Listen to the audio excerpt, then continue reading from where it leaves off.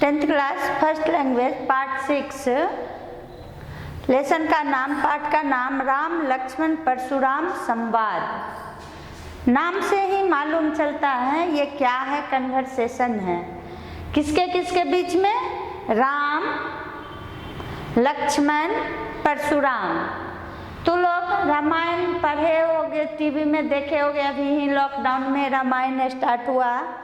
वो रामायण देखने से तुम लोग को रामचंद्र जी और लक्ष्मण जी के बारे में मालूम चलेगा। अब पहले हम लोग तुलसीदास जी के बारे में बताते हैं, नेक्स्ट राम के और लक्ष्मण के बारे में बताएंगे। तुलसीदास हिंदी साहित्य के सर्वश्रेष्ठ कवियों में से एक, सर्वश्रेष्ठ बोले तो इनके जैसा दूसरा कोई कवि नहीं है, क्योंकि हिंदू धर्म का सबसे प्रमुख ग्रंथ रामायण के रचयिता गोस्वामी तुलसीदास जी हैं। तुलसीदास जी का जन्म उत्तर प्रदेश जिला के, उत्तर प्रदेश स्टेट के बांदा जिला में हुआ। तुलसीदास का जन्म उत्तर प्रदेश के बांदा जिला में हुआ। गांव का नाम राजापुर नामक गांव था।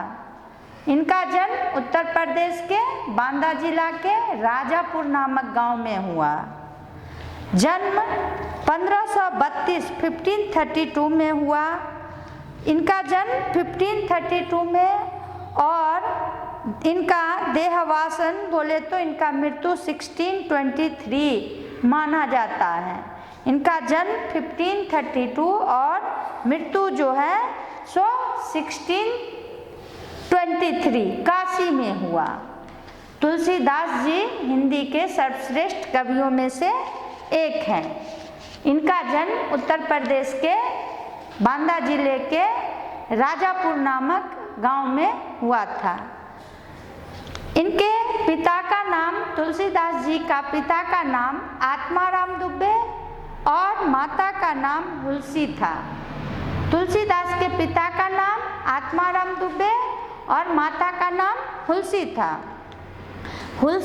तुलसीदास का जन्म मूला नक्षत्र में हुआ।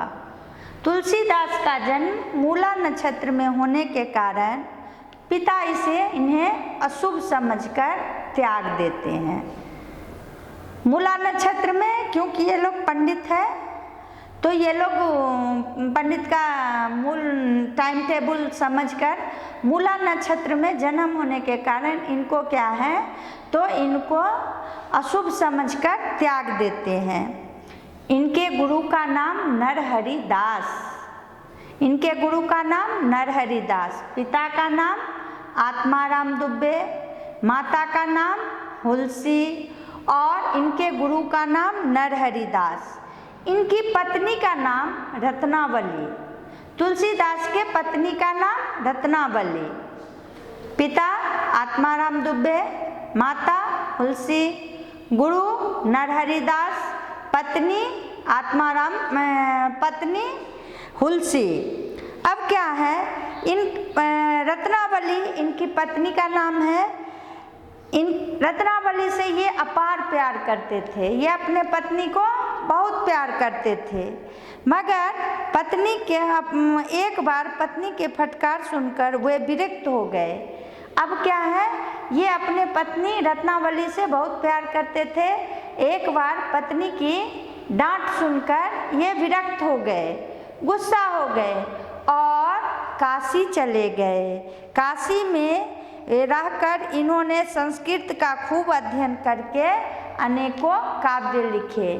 इनकी पत्नी रत्नावली से ये अपार प्यार करते थे, और एक बार इनकी पत्नी के फटकारने पर ये क्या है, जो काशी चले जाते हैं और वहाँ संस्कृत का खूब अध्ययन करते हैं, और अध्ययन करके ये क्या है, बहुत सारे काव्य लिखे हैं। अब इनको राम भक्ति परंपरा के तुलसी अतुलनीय है। इनका जो पहचान है, ये राम भक्त थे। रामचंद्र जी का परम भक्त थे।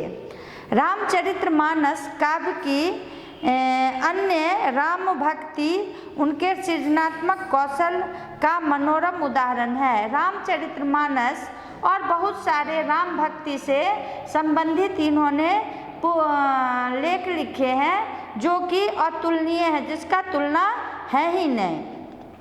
अब देख इनका प्रमुख रचना कौन कौन सा है। रामचरितमानस के अलावा कवितावली, गीतावली, दोहावली, विनय पत्रिका, बड़वे रामायण, पार्वती मंगल, जानकी मंगल, हनुमान बाहुक आदि इनकी प्रमुख रचनाएं हैं। अब क्या है, ये दो भाषा के ज्ञानी थे। कौन सा? अवधी और ब्रज दोनों भाषाओं पर उनका समान अधिकार था। अवध और ब्रज भाषा, अवधी बोले तो श्री कृष्ण जी का भाषा था और ब्रज बोले अवधी बोले तो रामचंद्र जी का भाषा था अवध का, और क्या है ब्रज बोले तो श्री कृष्ण भगवान का एरिया का भाषा था। तो ये ऐसे महान कवि थे जो कि हम लोग को हिंदू धर्म का धर्म ग्रंथ रामायण के रचयिता तुलसीदास थे। इनका पूरा नाम गोस्वामी तुलसीदास है। अब देख ये लेसन में राम, लक्ष्मण, परशुराम 3 मेंबर है। राम, लक्ष्मण और परशुराम तीनों का कन्वर्सेशन है, संवाद है। कैसे? तो राम के बारे में पहले हम लोग जान लेते हैं। राम लक्ष्मण कौन था?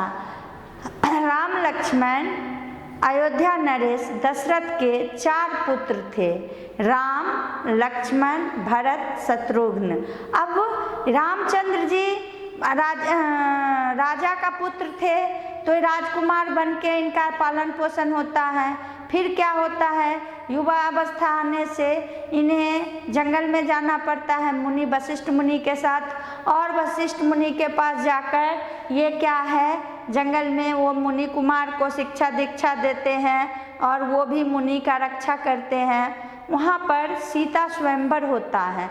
वो मुनि जब वशिष्ठ के पास जाते हैं तब वहाँ पर सीता स्वयंवर होता है। सीता स्वयंवर बोले तो सीता जी का विवाह का समारोह, उसमें उनके पिताजी जनक जी जो हैं सो मुनि को आके कहते हैं कि हे मुनि, अगर आपके पास कोई ऐसा ज्ञानी आए जो मेरा शिव धनुष तोड़े उठाए, हम उसी के साथ सीता का शादी करेंगे। तब वो मुनि क्या है, इसको रामचंद्र जी लोग को वहाँ लेके जाते हैं। कैसे? तो देख शिव धनुष, जनक जी के राजभवन में एक प्राचीन शिव धनुष था। जनक जी राजा थे और उनके राजभवन में एक शिव धनुष था। उसे केवल सीता जी ही उठा सकती थी।